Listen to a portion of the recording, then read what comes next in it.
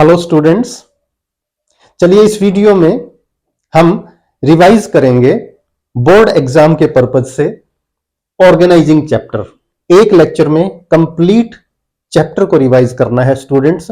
Stay connected and improve your knowledge. Video को skip ना करें, हर पॉइंट्स डिटेल में डिस्कस होगा और साथ में मैं आपको यह भी बताऊंगा कि देखिए एग्जामिनेशन का पैटर्न समझे आप। जैसे कोई एक पॉइंट है, पॉइंट लिखने का आपको हाफ मार्क मिलता है और हाफ मार्क जो है उसकी एक्सप्लेनेशन का, और एक्सप्लेनेशन के मार्क्स तभी मिलते हैं स्टूडेंट्स जब वो एक्सप्लेनेशन आपकी रेलिवेंट हो, यानी आप प्रूव करें उस पॉइंट को। जैसे ये पॉइंट है identification and division of work, इसे आप अपनी एक्सप्लेनेशन से प्रूव करेंगे। वो मैं आपको अभी बताऊंगा कि आप एग्जाम में गुड मार्क्स के लिए कैसे सभी पॉइंट्स को लिखें भी और एक्सप्लेन भी करें। तो चलिए, हमारा टॉपिक है ऑर्गेनाइजिंग। ऑर्गेनाइजिंग का मीनिंग आप सभी जानते हैं students. Organising is a process of, यानी ऑर्गेनाइजिंग एक प्रोसेस है किस चीज की? Identification of work, division of work and bring together what, यानी सभी जो बिजनेस के रिसोर्सेज हैं, चाहे वो ह्यूमन रिसोर्सेज हो, फाइनेंशियल रिसोर्सेज है, नॉन फाइनेंशियल रिसोर्सेज हैं, फिजिकल रिसोर्सेज हैं, ब्रिंगिंग देम टुगेदर, उन रिसोर्सेज को एक जगह लाना एंड मोस्ट प्रोडक्टिव यूज उनका इंश्योर करना, ताकि बिजनेस का जो ऑब्जेक्टिव है वो अचीव हो जाए। ये हमारा ऑर्गेनाइजिंग होता है। बहुत सिंपल लैंग्वेज में से देखते हैं कि अपने रिसोर्सेज के अकॉर्डिंगली वर्क डिवाइड करना, स्पेशलाइजेशन इंश्योर करना, ensuring reporting relationship, authority and responsibility, और अल्टीमेटली ये तय करना कि हमारा ऑर्गेनाइजेशन का जो गोल है वो अचीव होना चाहिए। तो इस चैप्टर में ऑर्गेनाइजिंग में कौन कौन से मेन टॉपिक हैं दोस्तों, उनको वन बाय वन करेंगे हम। सबसे पहला टॉपिक है, देखिए, ऑर्गेनाइजिंग प्रोसेस, यानी हमें ऑर्गेनाइजिंग करना कैसे है। ऑर्गेनाइजेशन का मीनिंग हमें पता है, बट उसके स्टेप्स क्या हैं? स्टेप्स देखते हैं, चलिए फटाफट करेंगे। इसके 4 स्टेप्स हैं दोस्तों। फर्स्ट स्टेप मीनिंग, और फिर उसको एक्सप्लेन एग्जाम में कैसे करना है, ध्यान से सुनिएगा। Identification and division of work. First step में है कि बिजनेस ऑर्गेनाइजेशन में जितनी भी एक्टिविटीज परफॉर्म करनी है, बिजनेस गोल को अचीव करने के लिए उनको आइडेंटिफाई करना, बिजनेस एक्टिविटीज को आइडेंटिफाई करना और फिर वर्क को डिवाइड करना। वर्क डिवाइड करना बहुत जरूरी है दोस्तों, क्योंकि कोई भी पर्सन पूरे टास्क को नहीं कर सकता या सारे काम कोई एक पर्सन नहीं कर सकता, इसलिए वर्क डिवीजन बहुत जरूरी है। सेकंड पॉइंट देखिएगा, डिपार्टमेंटलाइजेशन। देखिए फर्स्ट में हमने क्या किया, एक्टिविटीज को आइडेंटिफाई किया, वर्क को, और फिर उसको डिवाइड कर दिया। इसके बाद क्या किया, जो सिमिलर टास्क होते हैं ना, देखिए डिपार्टमेंटलाइजेशन का मतलब होता है कि डिपार्टमेंट क्रिएट कर देना। किसके डिपार्टमेंट क्रिएट कर देना? जो सिमिलर एक्टिविटीज हैं, एक जैसी। देखिए जो एक्टिविटीज परचेज से रिलेटेड हैं वो परचेज डिपार्टमेंट में चली जाएंगी। जो प्रोडक्शन से रिलेटेड एक्टिविटीज हैं they come under production department. जो मार्केटिंग से रिलेटेड है they come under marketing department. जो फाइनेंस से रिलेटेड है फाइनेंस डिपार्टमेंट। जो ह्यूमन रिसोर्सेज की प्रॉब्लम है they come into human resource development department. तो इस तरह से हमने सिमिलर एक्टिविटीज को जो डिवाइड किया था, सिमिलर एक्टिविटीज को एक जगह लाना है और सिमिलर एक्टिविटीज के बेस पर क्या बना देना है, हमें डिपार्टमेंट बना देना है। अब यहां 2 चीजें आएंगी, अपनी बुक में भी देखिएगा। डिपार्टमेंटलाइजेशन 2 तरह से होता है, यानी ये हमारे ऑर्गेनाइजेशन को स्ट्रक्चर और फ्रेमवर्क से रिलेटेड भी है दोस्तों। ऑर्गेनाइजेशन स्ट्रक्चर 2 तरह का होता है, एक तो आपका होता है फंक्शनल स्ट्रक्चर और दूसरा होता है आपका डिविजनल स्ट्रक्चर। जहां ऑर्गेनाइजेशन में एक ही प्रोडक्ट हो वहां तो फंक्शनल स्ट्रक्चर होगा। फंक्शनल का मतलब वहां जैसे प्रोडक्शन डिपार्टमेंट हो गया, परचेज डिपार्टमेंट हो गया, मार्केटिंग डिपार्टमेंट हो गया, फाइनेंस डिपार्टमेंट हो गया। जहां एक से ज्यादा प्रोडक्ट हो तो प्रोडक्ट का डिविजन होता है, वहां डिविजनल स्ट्रक्चर चलता है। इसी लेक्चर में हम डिपार्टमेंटलाइजेशन को और डिटेल में आगे डिस्कस करेंगे। तो डिपार्टमेंटलाइजेशन का मीनिंग हुआ सिमिलर एक्टिविटीज को ग्रुपिंग करके उनका एक डिपार्टमेंट बना देना, और उसका एक डिपार्टमेंटल मैनेजर होगा जो उसके लिए रिस्पॉन्सिबल होगा। थर्ड पॉइंट देखिए, असाइनमेंट ऑफ ड्यूटीज। अब हमने क्या किया, एक्टिविटीज आइडेंटिफाई कर दी, वर्क डिवाइड कर दिया, डिपार्टमेंट्स बना दिए। इसके बाद क्या होगा, जिस वर्कर को जो काम करना है यानी जॉब क्लैरिटी के लिए हम उसको वो जॉब डिस्क्रिप्शन देंगे। जॉब डिस्क्रिप्शन का मतलब explaining job of each and every employ.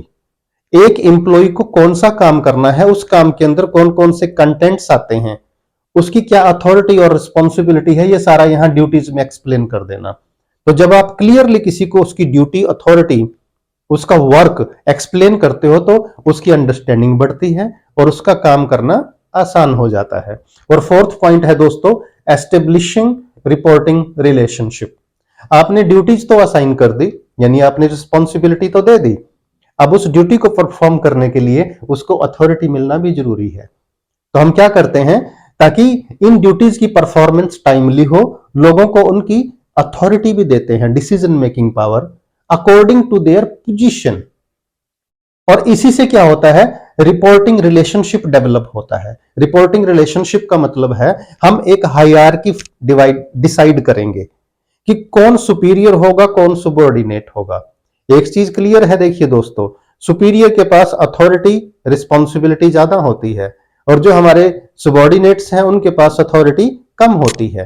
तो इससे क्या होगा, कौन किसको रिपोर्ट करेगा, कौन किसके प्रति अकाउंटेबल होगा, जवाबदेह होगा, ये भी हम ऑर्गेनाइजिंग प्रोसेस में डिसाइड करते हैं। यानी यहां authority responsibility relationship, subordinate superior relationship exist होता है एंड वो वेल डिफाइंड होता है कि कौन किसे रिपोर्ट करेगा। जैसे प्रोडक्शन मैनेजर किसे रिपोर्ट करेगा, डिपार्टमेंटल मैनेजर को।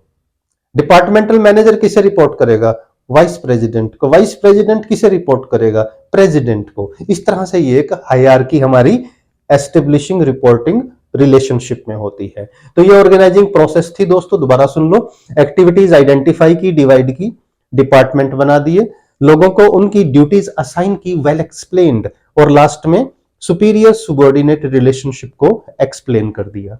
अब हमारा नेक्स्ट जो टॉपिक आता है, ऑर्गेनाइजिंग की इंपॉर्टेंस क्या है। एक बात याद रखना स्टूडेंट्स तुम लोग, well defined is half done. कोई भी टॉपिक, कोई भी कंटेंट हो, उसकी डेफिनेशन को अच्छे से समझ लीजिए, इंपॉर्टेंस के पॉइंट अपने आप ही बन जाएंगे। अभी तक डेफिनेशन में हमने देखिए क्या किया, मीनिंग आ गई और प्रोसेस आ गई। तो इंपॉर्टेंस को एक्सप्लेन करना कोई मुश्किल काम नहीं है, क्योंकि ऑर्गेनाइजिंग में अगर हर चीज वेल डिफाइंड हो, अथॉरिटी वेल डिफाइंड है, रिस्पॉन्सिबिलिटी वेल डिफाइंड है, अकाउंटेबिलिटी फिक्स करना मुश्किल नहीं होगा। हर किसी व्यक्ति को पता होगा कि उसने कौन सा काम करना है। तो यही तो इंपॉर्टेंस हुई। चलिए ऑर्गेनाइजिंग के इंपॉर्टेंस के point one by one discuss करते हैं। फर्स्ट पॉइंट देखिए दोस्तों, बेनिफिट्स इन स्पेशलाइजेशन। जब हम क्लियरली किसी को वर्क असाइन करते हैं कि आपको ये काम करना है, ये ड्यूटीज हैं और ये ड्यूटीज के कंटेंट्स हैं, तो उसको काम क्लियर हो जाता है, अंडरस्टैंडिंग बन जाती है और बार बार उस काम को करके वो उसका स्पेशलिस्ट बन जाता है। और स्पेशलाइजेशन का इफेक्ट ये होता है दोस्तों कि स्पेशलाइजेशन की वजह से वेस्टेज ऑफ रिसोर्सेज और वेस्टेज ऑफ मनी बचती है, प्रोडक्ट की क्वालिटी बढ़ती है, जिससे हमारे प्रॉफिट भी बढ़ेंगे और बिजनेस ऑर्गेनाइजेशन का गोल जो है वो अचीव होगा। सेकंड पॉइंट देखिए, क्लैरिटी इन वर्किंग रिलेशनशिप। अभी हमने ऑर्गेनाइजिंग प्रोसेस में किया था एस्टेब्लिशिंग रिपोर्टिंग रिलेशनशिप। जब हम authority responsibility relationship already explain कर चुके हैं कि कौन पर्सन कौन से डिसीजन ले सकता है, कौन किसका सुबॉर्डिनेट होगा, कौन किसका सुपीरियर होगा, उससे क्लैरिटी रहती है कि किसने किसको रिपोर्ट करना है और कौन पर्सन, कौन एम्प्लॉई कौन कौन से डिसीजन लेने के लिए एलिजिबल है और ऑथोराइज्ड है। तो क्लैरिटी इन वर्किंग रिलेशनशिप से बेनिफिट क्या होता है दोस्तों, किसी भी तरह की कोई मिसअंडरस्टैंडिंग नहीं होती, मिसयूज ऑफ अथॉरिटी नहीं होता, कोई क्लैश नहीं होगा। और जब कोई फाइटिंग, कोई क्लैश, कोई डिस्प्यूट नहीं होगा तो ऑर्गेनाइजेशन में गुड वर्किंग कंडीशंस होंगी और इसका बेनिफिट ऑर्गेनाइजेशन को ही मिलता है। नेक्स्ट थर्ड पॉइंट देखिए इंपॉर्टेंस में, ऑप्टिमम यूटिलाइजेशन ऑफ रिसोर्सेज।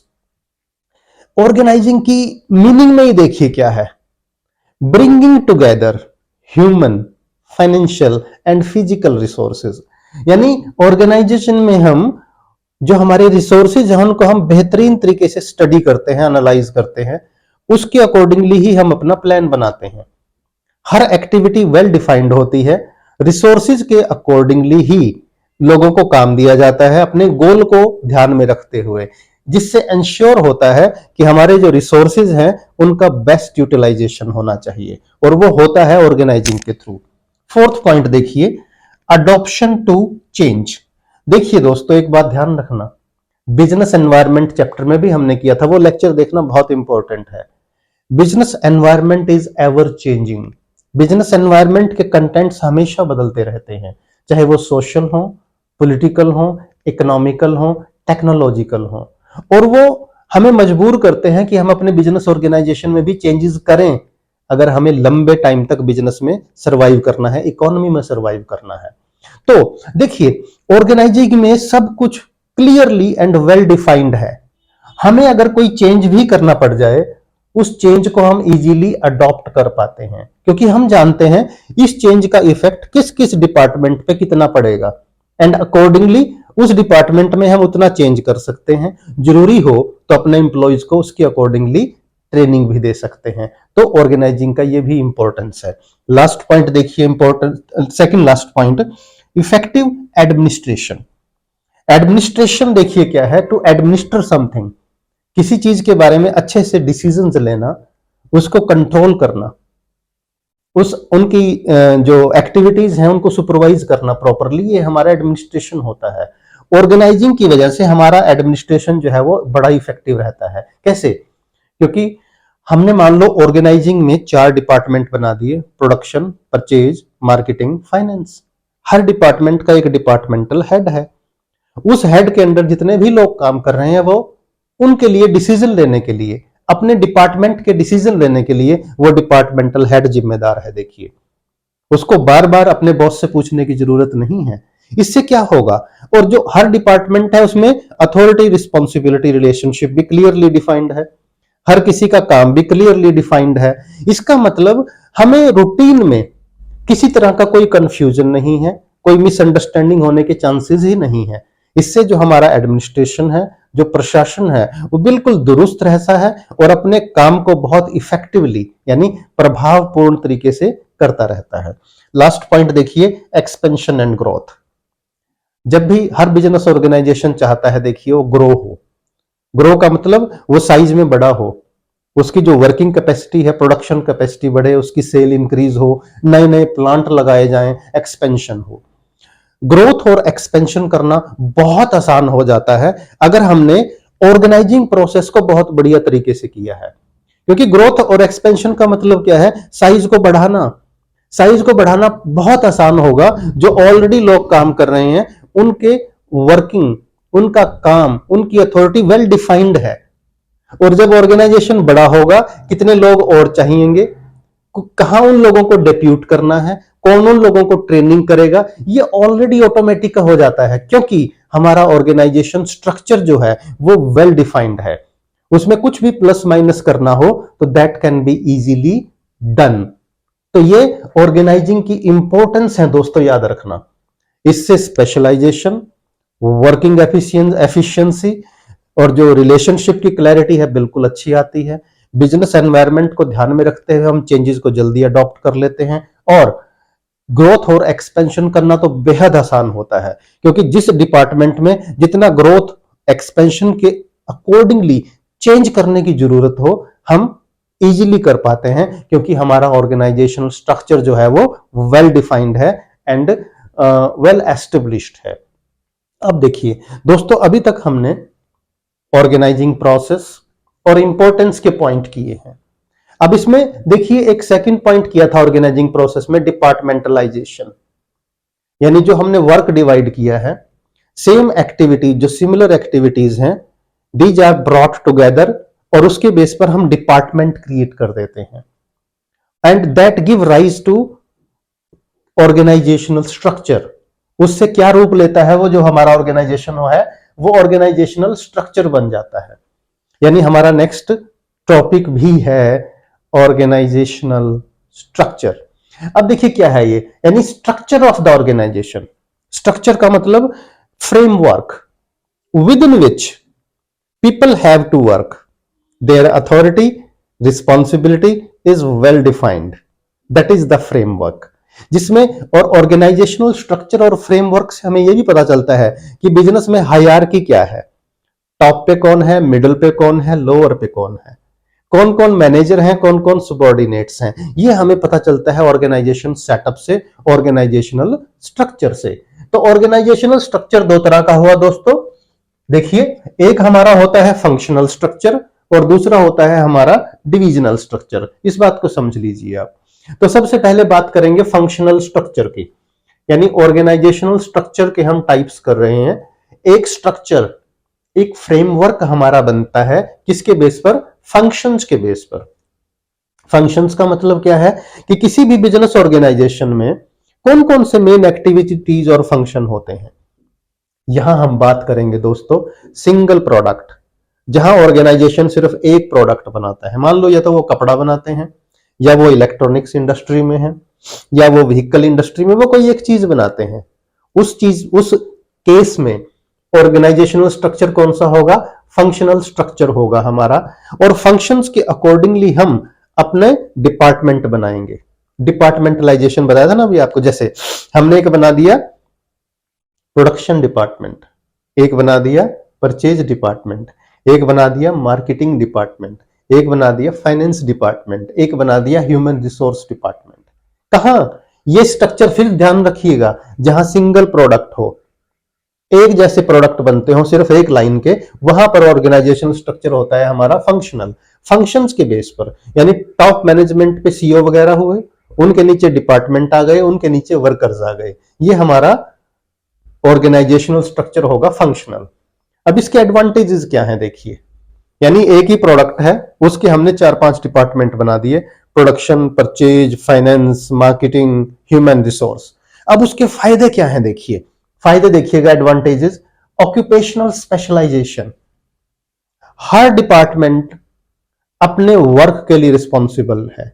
जैसे परचेज डिपार्टमेंट को पता है कि बढ़िया क्वालिटी का रॉ मटेरियल सही रेट पे कहां से और कब खरीदना है, तो उनका स्पेशलाइजेशन हो जाता है परचेज में। प्रोडक्शन वालों का स्पेशलाइजेशन हो जाता है प्रोडक्ट की क्वालिटी सुधारने में। मार्केटिंग वालों का स्पेशलाइजेशन हो जाता है कि प्रोडक्ट को किस तरह से मार्केट में बढ़िया तरीके से प्रेजेंट करके सेल किया जाए। और फाइनेंस का जो स्पेशलाइजेशन होता है वो होता है फाइनेंस को संभालने में। फाइनेंशियल एक्टिविटीज, यानी फाइनेंस सही समय पे अरेंज हो, सही पेमेंट होती रहे, टाइम पे पैसा कलेक्ट होता रहे। तो समझ लीजिए आप। और जब इस ऑक्यूपेशनल स्पेशलाइजेशन आ जाता है तो 100% श्योर है बिजनेस ऑर्गेनाइजेशन का जो गोल है वो अचीव होगा ही होगा। किसकी वजह से? फंक्शनल स्ट्रक्चर की वजह से। तो फंक्शनल स्ट्रक्चर का सेकंड पॉइंट देखिए एडवांटेजेस का, प्रमोट्स कंट्रोल एंड कोऑर्डिनेशन। देखिए point, promotes control and coordination. क्यों? देखिए कंट्रोल भी होगा, कोऑर्डिनेशन। मैंने अभी बताया था आपको, डिपार्टमेंट बना दिए हमने। जो प्रोडक्शन डिपार्टमेंट है वो किसके अंडर आएगा? Production head. प्रोडक्शन हेड के अंडर हो गया प्रोडक्शन मैनेजर, उसके नीचे हो गया प्लांट मैनेजर, उसके नीचे कौन हो गए? हमारे वर्कर्स, जो फॉरमैन है, सुपरवाइजर हैं और वर्कर्स हैं। ये देखिए सारा कुछ वेल डिफाइंड है। इससे क्या होगा? उनकी एक्टिविटीज को कंट्रोल करना, चेक करना बहुत आसान होगा, क्योंकि हर किसी का work, authority, responsibility well defined है। और एक डिपार्टमेंट में, with in the department, coordination भी बहुत अच्छे से होगा, क्योंकि सुपरवाइजर को पता है उसने प्लांट मैनेजर को रिपोर्ट करना है, प्लांट मैनेजर को पता है उसे प्रोडक्शन मैनेजर को रिपोर्ट करना है, प्रोडक्शन मैनेजर को पता है उसे प्रोडक्शन हेड को रिपोर्ट करना है। आगे देखते हैं दोस्तों, थर्ड पॉइंट है फंक्शनल स्ट्रक्चर का, इंक्रीजेस एफिशिएंसी। डेफिनेटली एफिशिएंसी क्या है दोस्तों? अपना काम टाइम पे तो करना ही, विद मिनिमम कॉस्ट करना, यानी कॉस्ट मिनिमम हो, आउटपुट ज्यादा हो, वो हमारी एफिशिएंसी होगी दोस्तों। और ये कब होती है? ये तब होती है जब किसी का काम वेल डिफाइंड हो। और इसमें फंक्शनल स्ट्रक्चर में हर किसी का काम उस फंक्शंस के अकॉर्डिंगली, एक्टिविटीज के अकॉर्डिंगली वेल डिफाइंड होता है। फोर्थ पॉइंट देखिए, अवॉइड डुप्लीकेशन ऑफ एफर्ट्स। ये पॉइंट बहुत अच्छा है दोस्तों, ध्यान से सुनना। जब भी कोई स्ट्रक्चर वेल डिफाइंड ना हो तो उसमें क्या होगा? या तो एक काम को जिस काम को एक बंदे ने करना है कई लोग कर रहे होंगे, और कुछ काम ऐसे होंगे कोई कर ही नहीं रहा होगा। क्यों? क्योंकि वहां वेल डिफाइंड नहीं है कुछ भी। बट फंक्शनल स्ट्रक्चर में हर चीज वेल डिफाइंड है, इसलिए डुप्लीकेट समझते हो ना, डबल होना, डुप्लीकेसी के चांसेस ही नहीं है। जिस पर्सन का जो काम है वो ही करेगा, कोई दूसरा उस काम को नहीं करेगा। इसलिए wastage of time, wastage of resources और वेस्टेज ऑफ एफर्ट्स को इजीली बचाया जा सकता है। फिफ्थ पॉइंट देखिए दोस्तों, इफेक्टिव ट्रेनिंग। ट्रेनिंग देना बहुत आसान है। अब मान लो परचेज डिपार्टमेंट में कोई आया है पर्सन, तो उसे परचेज डिपार्टमेंट से रिलेटेड ट्रेनिंग देंगे। प्रोडक्शन डिपार्टमेंट में है कोई टेक्नीशियन, तो उसे प्रोडक्शन डिपार्टमेंट से रिलेटेड ट्रेनिंग देंगे। तो ट्रेनिंग देना इजी भी रहता है और इफेक्टिव भी रहता है। तो अब ये थे इसके एडवांटेजेस, किसके? फंक्शनल स्ट्रक्चर के। अब इसके कुछ डिसएडवांटेजेस भी होंगे दोस्तों। डिसएडवांटेजेस को फटाफट देख लेते हैं। Less importance to overall objective. देखिए, जब हम डिपार्टमेंट बना देते हैं ना, सिंपल समझ लो पहले आप, उन डिपार्टमेंट्स में आपस में कंपटीशन हो जाता है। प्रोडक्शन डिपार्टमेंट सोचता है कि मैंने सिर्फ प्रोडक्शन डिपार्टमेंट पे ध्यान देना है, परचेज डिपार्टमेंट क्या कर रहा है क्या नहीं, मार्केटिंग मेरा कोई मतलब नहीं है इससे। इसका मतलब क्या हुआ कि हमारी जो इंपॉर्टेंस है वो अपने डिपार्टमेंट को काम को लेकर है, ओवरऑल ऑर्गेनाइजेशन को लेकर नहीं है। यही लेक्यूना है इसका। देखिए सेकंड पॉइंट देखिए, प्रॉब्लम ऑफ कोऑर्डिनेशन। अगर परचेज मैनेजर और प्रोडक्शन मैनेजर में मान लो आपस में नहीं बनती, they do not like each other, इससे ऑर्गेनाइजेशन सफर करेगा, क्योंकि उनमें जो लैक ऑफ कोऑर्डिनेशन है उसकी वजह से काम टाइम पे नहीं होगा। प्रोडक्शन मैनेजर जो है वो परचेज मैनेजर के काम में कोई ना कोई नुक्स निकालता रहेगा, परचेज मैनेजर प्रोडक्शन मैनेजर में कोई ना कोई प्रॉब्लम गिनवाता रहेगा, किसी ने टाइम पे नहीं बताया हमें, और कई बार परचेज करने में इस वजह से डिले भी हो जाएगी, जिससे ऑर्गेनाइजेशन सफर करेगा। थर्ड पॉइंट देखिए, ये हम कर रहे हैं फंक्शनल स्ट्रक्चर के डिसएडवांटेजेस। इनफ्लेक्सिबिलिटी। ये जो ऑर्गेनाइजेशनल स्ट्रक्चर है फंक्शनल, इसमें ये फ्लेक्सिबल नहीं होता आसानी से, क्योंकि हमने एक बार प्लान बना दिया, हर डिपार्टमेंटल हेड को दे दिया। कोई भी अगर एक डिपार्टमेंट में चेंज करने की जरूरत हो तो दूसरे डिपार्टमेंट उस पर जल्दी से एग्री नहीं होते जब तक टॉप मैनेजमेंट के सीधे ऑर्डर ना हो। इससे क्या होगा? लैक ऑफ फ्लेक्सिबिलिटी होगी, जिसका नुकसान होगा। फोर्थ पॉइंट देखिए, कंफ्लिक्ट ऑफ इंटरेस्ट। ये पॉइंट वैसा ही है दोस्तों कि जब बहुत सारे डिपार्टमेंट हो गए तो हर डिपार्टमेंट चाहेगा कि उसके अपने डिपार्टमेंट का तो नाम हो और दूसरा डिपार्टमेंट पीछे रहे। इससे क्या हो गया? कोऑर्डिनेशन नहीं हुआ और उनके जो इंटरेस्ट है, आपस के हित हैं, वो क्लैश हो जाएगा। जैसे मार्केटिंग डिपार्टमेंट चाहेगा कि अगर सेल बढ़ रही है तो उसका क्रेडिट उसको मिले, जबकि प्रोडक्शन डिपार्टमेंट ने मेहनत की है, अच्छा प्रोडक्ट बनाया है, तभी तो सेल के लायक बना है। प्रोडक्शन डिपार्टमेंट ने ही क्यों, परचेज डिपार्टमेंट ने बढ़िया क्वालिटी का रॉ मटेरियल दिया है। यानी अगर बिजनेस के प्रॉफिट बढ़ते हैं तो सबको बराबर का क्रेडिट मिले, ऐसा होता नहीं है, और जिस वजह से कंफ्लिक्ट ऑफ इंटरेस्ट हो जाता है। फिफ्थ देखिए, डिफिकल्ट टू फिक्स अकाउंटेबिलिटी। ये सबसे बड़ा पॉइंट है दोस्तों। इस फंक्शनल स्ट्रक्चर में अकाउंटेबिलिटी फिक्स करना भी एक हेडेक है, सिरदर्दी है। मान लो हमने ऑर्गेनाइजेशन का जो ऑब्जेक्टिव सेट किया था, हमारे 20% प्रॉफिट बढ़े, 20% हमारी सेल बढ़े, अगर वो ऑब्जेक्टिव अचीव नहीं हुआ तो प्रोडक्शन डिपार्टमेंट कहेगा मार्केटिंग डिपार्टमेंट की गलती है जी, इन्होंने मार्केटिंग स्ट्रेटजी अच्छे से फॉलो नहीं की। मार्केटिंग डिपार्टमेंट कहेगा प्रोडक्शन डिपार्टमेंट ने क्वालिटी बढ़िया नहीं दी। प्रोडक्शन डिपार्टमेंट कहेगा कि परचेज डिपार्टमेंट ने बढ़िया क्वालिटी का रॉ मटेरियल नहीं दिया। और ये सब फाइनेंस डिपार्टमेंट को कहेंगे इसने टाइमली हमें फाइनेंस प्रोवाइड नहीं किया। इससे क्या हुआ? देखिए, अकाउंटेबिलिटी फिक्स करना बड़ा मुश्किल है कि देखिए जो ओवरऑल ऑब्जेक्टिव है ऑर्गेनाइजेशन का वो अचीव नहीं हुआ, नुकसान तो सबका हुआ ना, पर जिम्मेदारी किसकी है? It is very difficult to fix that. तो दोस्तों ये था हमारा फंक्शनल स्ट्रक्चर। ये कब अप्लाई होता है? सिंगल प्रोडक्ट के केस में, जब एक लाइन हो, एक जैसा प्रोडक्ट बनाने वाला हो। अब नेक्स्ट आ गया देखिए हमारा ऑर्गेनाइजेशनल स्ट्रक्चर का नंबर 2, डिविजनल स्ट्रक्चर। डिविजन्स बनाना, विभाग बना देना अलग अलग। ये डिविजन्स कब होते हैं? जब किसी ऑर्गेनाइजेशन में एक से ज्यादा प्रोडक्ट हो। यानी देखिए, समझिए, एक ऑर्गेनाइजेशन है वो गारमेंट्स इंडस्ट्री में है, कपड़ा भी बनाता है रेडीमेड, वो मोबाइल भी बनाता है, वो कंप्यूटर सॉफ्टवेयर भी बनाता है, वो अपना स्टील इंडस्ट्री में भी है। यानी एक से ज्यादा प्रोडक्ट जहां हो तो वहां पर क्या होता है, डिविजनल स्ट्रक्चर होता है। हर प्रोडक्ट का एक अलग डिवीजन बना दिया जाएगा। जैसे मैंने अभी बताया आपको, एक ऑर्गेनाइजेशन है, वो गारमेंट्स भी प्रोड्यूस कर रहा है, तो गारमेंट्स का अलग डिवीजन हो गया, डिवीजन नंबर 1 गारमेंट्स। वो मोबाइल भी बनाता है, मोबाइल मैन्युफैक्चरिंग का डिवीजन नंबर 2 हो गया। वो अपना कंप्यूटर सॉफ्टवेयर में भी है, डिवीजन नंबर 3 कंप्यूटर सॉफ्टवेयर हो गया। वो स्टील इंडस्ट्री में भी है, स्टील का 4th डिवीजन हो गया। यानी एक ऑर्गेनाइजेशन के 4 डिवीजन बन गए दोस्तों। और ये बहुत बढ़िया भी है अगर सिंपली सोचें तो, क्योंकि हर डिवीजन की देखिए अपनी अपनी रिक्वायरमेंट्स हैं, अपने अपना स्पेशलाइजेशन, अपनी ही तरह के वर्कर चाहिए। जो गारमेंट्स में हमें वर्कर चाहिए वो हमें स्टील इंडस्ट्री में नहीं चाहिए।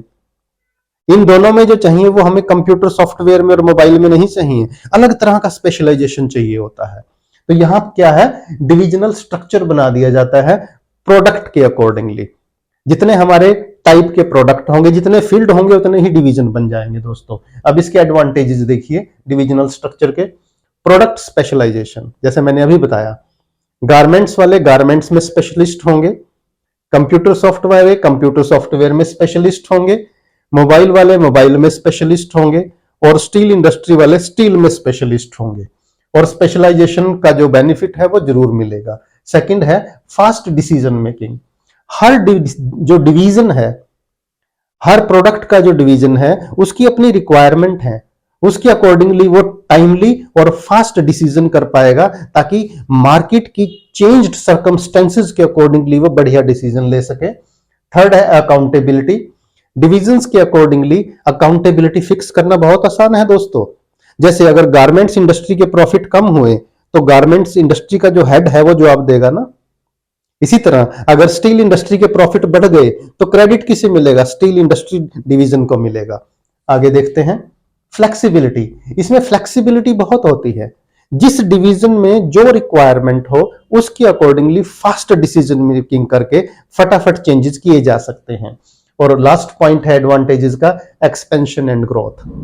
हमें लगा कि हमारे 4 डिवीजन है, जैसे मैंने अभी बताया, 4 डिवीजन में से मान लो मोबाइल इंडस्ट्री बहुत अच्छा कर रही है और उसको बढ़ाने की जरूरत है, तो हम मोबाइल इंडस्ट्रीज में रिसोर्सेज बढ़ाएंगे, एक्सपेंशन एंड ग्रोथ करेंगे, सारे डिविजन्स में करने की जरूरत नहीं है। अब देखिए डिविजनल स्ट्रक्चर, यानी जहां एक से ज्यादा प्रोडक्ट्स हो, एक से ज्यादा फील्ड में काम कर रहे हो, उसके डिसएडवांटेजेस क्या है। Number 1, more resources required. ध्यान से समझना दोस्तों इस बात को।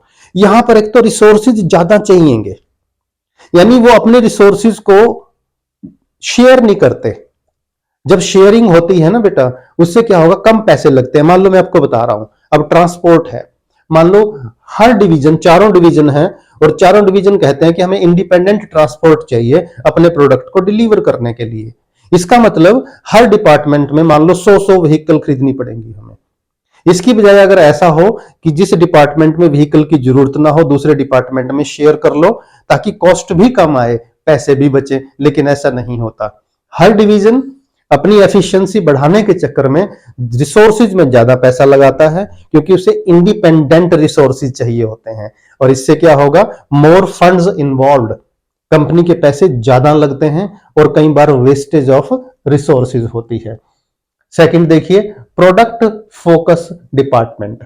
हर डिवीजन देखिए सिर्फ अपने प्रोडक्ट पर फोकस करेगा। जो ओवरऑल कंपनी है और ओवरऑल ऑर्गेनाइजेशन है, उसके इंटरेस्ट को ध्यान में नहीं रखा जाता, तो सिर्फ वो अपने डिविजन्स को ही फोकस करते हैं, उसी को आगे बढ़ाने में लगे रहते हैं। थर्ड पॉइंट है कन्फ्लिक्ट। जब बोर्ड ऑफ डायरेक्टर्स की मीटिंग होती है ना दोस्तों, तो बोर्ड ऑफ डायरेक्टर्स में हो सकता है कुछ लोग गारमेंट्स इंडस्ट्री के फेवर में हो, कुछ मोबाइल इंडस्ट्री के फेवर में हो, तो वो अपने अपने डिवीजन को, हर कोई चाहता है ज्यादा पैसे मिले, ज्यादा रिसोर्सेज मिले, और इसके कारण उनमें कन्फ्लिक्ट रहता है हमेशा। और अगर किसी एक डिवीजन को, चाहे सही भी हो, ज्यादा इंपॉर्टेंस मिल रही है, तो बाकी जो डिवीजन्स हैं उनमें रिजेंटमेंट आ जाती है, वो नाराज हो जाते हैं, जिससे कन्फ्लिक्ट को बढ़ावा मिलता है। और लास्ट पॉइंट देखिए, इंक्रीज द कॉस्ट। ये तो मैंने अभी बताया आपको। जब डिविजन्स के अकॉर्डिंगली हम हर रिसोर्सेज हर डिवीजन को प्रोवाइड करते हैं दोस्तों, जैसे मैंने आपको ट्रांसपोर्ट का एग्जांपल बताया, जैसे ऑफिसेज हैं, जैसे हमारे अकाउंटेंट्स हैं, हमारे वर्कर्स हैं, हर डिविजन्स में इंडिपेंडेंट अगर हमें चाहिएंगे तो हमारी कॉस्ट बढ़ेगी, और कॉस्ट बढ़ने का मतलब है प्रॉफिट कम होंगे। सो स्टूडेंट्स, इस 28-30 मिनट के लेक्चर में हमने ऑर्गेनाइजिंग का मीनिंग, प्रोसेस, इंपॉर्टेंस और ऑर्गेनाइजेशनल स्ट्रक्चर्स को डिफाइन किया है। तो ये हमारा ऑर्गेनाइजिंग रिवीजन का पार्ट 1 हुआ। पार्ट 2 में हम डिस्कस करेंगे delegation of authority and decentralization. Stay connected, improve your knowledge, share the video with your friends and classmates and subscribe the channel if not yet subscribed. And और दूसरी बात सुनिए, इसी चैनल पर आप बिजनेस स्टडीज, अकाउंटेंसी और economics के video देखना ना भूलें।